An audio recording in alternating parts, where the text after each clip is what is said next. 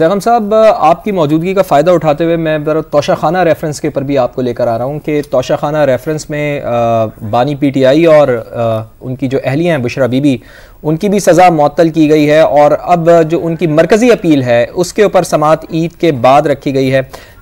इस चीज़ को आप कैसा देखते हैं कि ये बिल्कुल उसी तरह की मिसाल हमें मिलती हुई दिखाई दे रही है जैसा हमने नवाज शरीफ के केस में देखा था कि उनके ऊपर पहले रेफरेंस बना, उनको सज़ा हुई और फिर इस्लामाबाद हाई कोर्ट ने उस सज़ा को मुअत्तल कर दिया। तो कुछ ऐसी ही सूरत आपको इस केस में भी बनती हुई दिखाई दे रही है?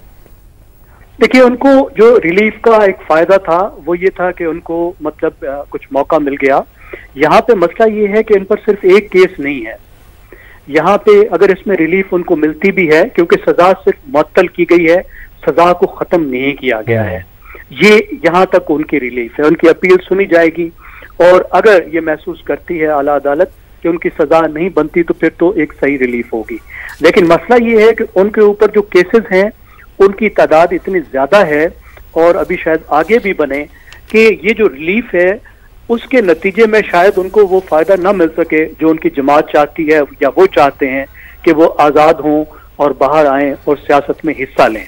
तो एक तरीके से देखें, पाकिस्तान में अगर आप देखें तो ये जो इस तरह के मामलात हैं, इस तरह के जब केसेस होते हैं, जब कोई पार्टी ज़ेरे अताब आती है तो उसका पैटर्न यही होता है कि जो लोअर कोर्ट्स हैं वो सजा देती हैं, सख्त सजा देती हैं, फिर आला अदालतें उनको रिलीफ देती हैं।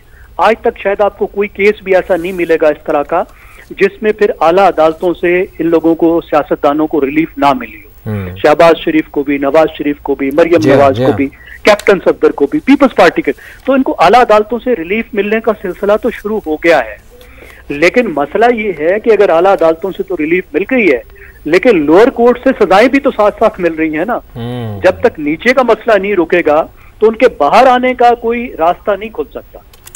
ठीक है, बहुत बहुत शुक्रिया आपका ज़ैगम खान साहब, आप हमारे साथ मौजूद थे। नदीम मलिक साहब, आपका भी बेहद शुक्रिया।